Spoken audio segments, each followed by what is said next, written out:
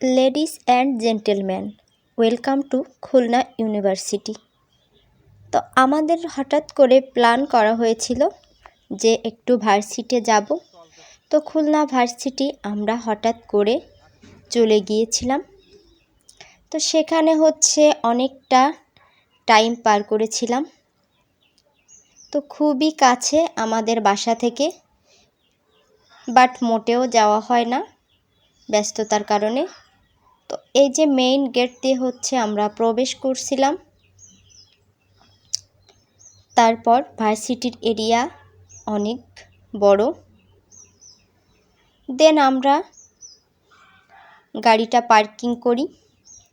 Parking করার পর তারপর বিভিন্ন রকম ফটোশ্যুট করার আইডিয়া করছিলাম।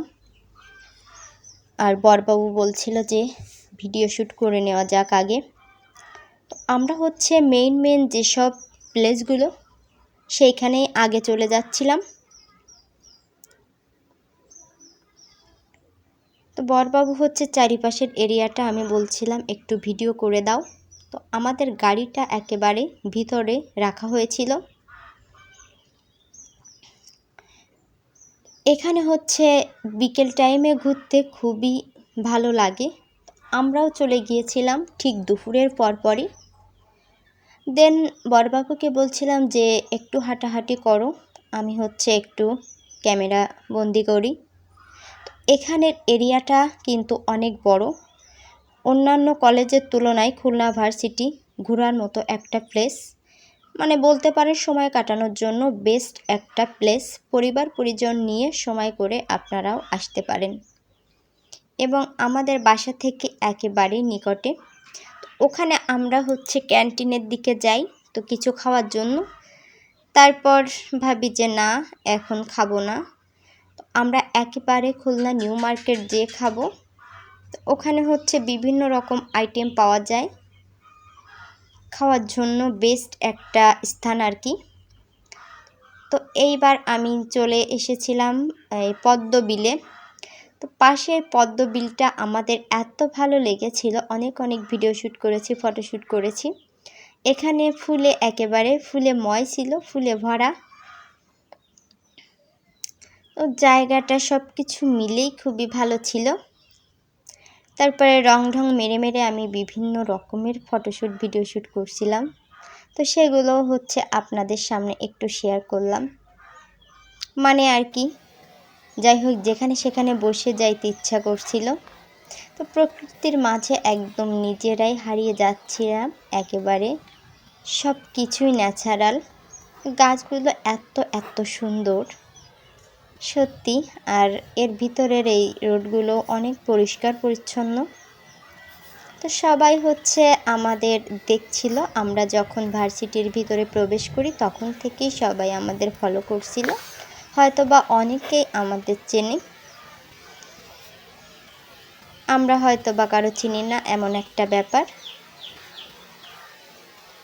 তো এখানে কে কে গেছেন কমেন্ট করে জানাবেন। এখানকার খাবার কিন্তু আমরা একদমই খাইনি, তাই বলতে পারলাম না যে খাবারগুলো কেমন হয়। তো পরবর্তীতে যখন খাবো তখন অবশ্যই জানাবো, কারণ আমরা যখন গেছিলাম তখন আমাদের ক্ষুধা পাইনি। এই যে এই এরিয়াটা আমার অনেক বেস্ট লেগেছিল। আর এই এরিয়ার পাশে এই জায়গাটা ছিল মন্দির। মন্দিরটায় সরস্বতী মূর্তি বানানো ছিল, যে সরস্বতী মাকে সবসময় মনে প্রাণে ডাকি, যে আমার সুরের জাদু আর কি। তো তার আশীর্বাদ না থাকলে তো এত ছোটোবেলা থেকেই সঙ্গীত চর্চায় পারদর্শী হতে পারতাম না। তারপর চলে গিয়েছিলাম আমরা লেকের দিকে। তো লেকে কচুরিপানায় একেবারে ভর্তি ছিল। তো ওখানে ফুল ফুটেনি, অবশ্য ফুল ফুটলে ছবিগুলো আরও অনেক সুন্দর আসতো। তো ওখানে যাইতে যাইতে আমাদের একটু সন্ধ্যা হয়ে গিয়েছিল, সন্ধ্যে নেমে যাচ্ছিল। তারপর আমরা আস্তে আস্তে খুলনা ময়ূরী আবাসিকের ভিতর দিয়ে আমরা ঢুকছি মেইন গেট দিয়ে। তো এখানে হচ্ছিল মেলা। তো বৈশাখী মেলা যেটাকে বলে, তো অনেক দিন ব্যাপী, মানে 15 দিন ব্যাপী শুরু হয়েছিল। যেহেতু আমরা সেখানে অ্যাটেন্ড করি ফার্স্ট টাইমে, যেহেতু 3-4 দিনের ভিতরে সেখানে। দেন আমি হচ্ছে পিছনে বসে একটু ক্যামেরা করছিলাম। তো এখানে অনেক অনেক মানুষ ছিল। আমরা ভাবছিলাম আমাদের পরিচিত কোনো মানুষের সঙ্গে যদি দেখা হতো তাহলে অনেক ভালো হতো, অনেক সময় কাটাতে পারতাম আমরা এখানে। তাহলেও আমরা অনেকটা সময় পেয়েছি ওখানে যেও, আমাদের একেবারে রাত হয়ে যায়নি। আর মেঘলা মেঘলা ছিল বলে ভিডিওটা অতটা ক্লিয়ার করতে পারিনি, তারপরও করার চেষ্টা করেছি।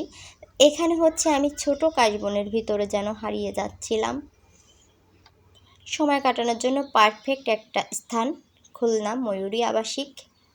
এখানে আমরা বারবারই যাই, তবে এবার ছিল একটু অন্যরকম। তো মেলা বসেছিল এখানে, ঘন ঘনভাবে মেলা বসেছিল এবং সেখানে অনেক কিছু উঠেছিল। তো দূর দূরান্ত থেকে অনেক লোকের আনাগোনা ওখানে চলছিল। তো হরেক রকম খাবারের আইটেম ওখানে আনা হয়েছিল, বাট আমরা কিছুই খাইনি, কারণ একচোটে আমরা হচ্ছে নিউ মার্কেট যে খাবো এটাই ভাবছিলাম। তো এখানে হচ্ছে বাচ্চাদের গাড়ি ছিল, দোলনা ছিল, বিভিন্ন রকমের জিনিসপত্র ছিল। তো আমরা একটু দেখছিলাম আর ঘুরে ঘুরে কি কি খাবার উঠেছে, কসমেটিক্স উঠেছে, ওইগুলো একটু দেখার চেষ্টা করছিলাম। এটা দেখতে আমার অনেক ভালো লাগে যে বাচ্চারা কিভাবে বাইক চালাচ্ছে, এটা আমার সব থেকে বেশি ভালো লাগে। মানে যেখানে যাই আমি হচ্ছে এইগুলো একটু দেখি। তো ছোট বয়স থাকলে অবশ্যই ওখানে উঠতাম আর কি। এই নৌকাটায় কেউই ছিল না, মানে এটা হচ্ছে দোলনা। তো কে কে ওঠেন এই দোলনাটায়? আমি তো একটুও উঠতে পারি না, তবে ইচ্ছা করে, দেখি কোনো একদিন যদি উঠতে পারি। আমরা ভাবছিলাম বৃষ্টি নেমে না যায়, যেহেতু গোধূলি বেলা হয়ে আসছিল, বৃষ্টি নেমে না যায়। তো তারপর আমরা সেখান থেকে সোজা বেরিয়ে যাই এবং খুলনা নিউ মার্কেট চলে আসি। খুলনা নিউ মার্কেটে এসে আমরা কি কি আইটেম খাবো সেইগুলোই দেখছিলাম। এখানে চিকেন, নুডলস, ফ্রাই অনেক কিছুই ছিল। তো প্রথমে আমরা 2-1টা জিনিস ভাবছিলাম যে কি খাওয়া যায়, তারপর ভাবলাম না, একেবারেই আমরা 7 আইটেমের জিনিসটাই খেয়ে নিই। এবং খুব রিজনেবল প্রাইজেই ছিল, মানে 1 প্লেট 7 আইটেম মাত্র 120 টাকায় খেয়েছিলাম আমরা।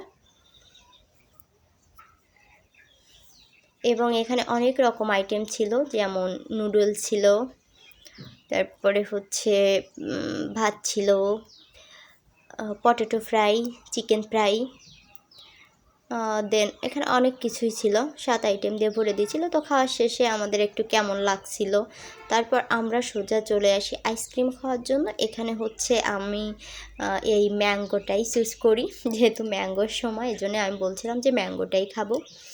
আর হচ্ছে আমরা আখের রস খেয়েছিলাম, তো সেটা হচ্ছে আর দেখাইনি ক্যামেরাতে। তো এখানে দেখছিলাম কিভাবে এত সুন্দরভাবে আইসক্রিমগুলো সেট করে দেয়। ভিডিওটা কেমন লাগলো কমেন্টে জানাবেন।